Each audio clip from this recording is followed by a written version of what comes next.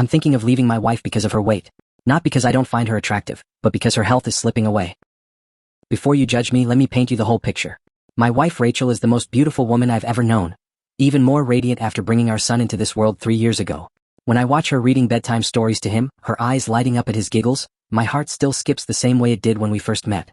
But love isn't always enough to bridge the gap between hope and helplessness. After our son was born, Rachel struggled with what we initially thought was typical postpartum depression. The sleepless nights, the overwhelming responsibility, the way her body had changed, or it all seemed par for the course. What started as baby weight, though, became something much more concerning. While other new mothers gradually returned to their routines, Rachel seemed to retreat further into herself. Month by month, I watched the woman I married disappear behind layers of pain she couldn't articulate. The depression medication helped her mood. After cycling through several prescriptions, we finally found one that brought back glimpses of her old self. But her relationship with food had become something else entirely, a comfort that was slowly becoming her prison. 3 years later, Rachel stood 5 feet 2 inches and weighed 260 pounds. Her BMI hovered near 50, placing her in a category that medical professionals call morbidly obese. Words that felt like daggers every time I heard them. This wasn't about vanity or aesthetics anymore. This was about watching the mother of my child, the love of my life, walking a path that might not lead to our son's graduation, our silver anniversary, or the grandchildren we'd dreamed about.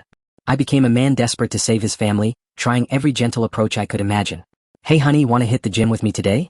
I'd ask with forced casualness, knowing the answer before she gave it. What if we tried that Mediterranean diet together? Could be fun to learn some new recipes. Each suggestion met the same fate, a polite decline, a change of subject, a wall I couldn't scale. The nights were the hardest.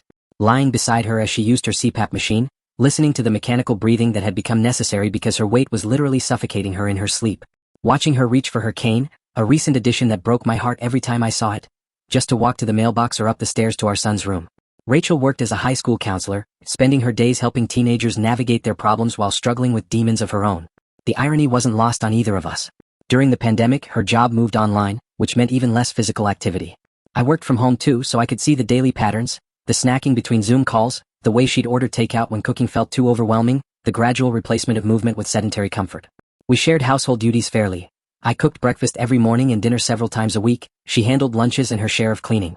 We tag-teamed our son's care, both of us committed to being present parents despite everything else falling apart. But I could see how every task was becoming harder for her, how flights of stairs left her winded, how playing with our active toddler exhausted her in ways that scared us both. Heart disease ran in Rachel's family like a recurring nightmare.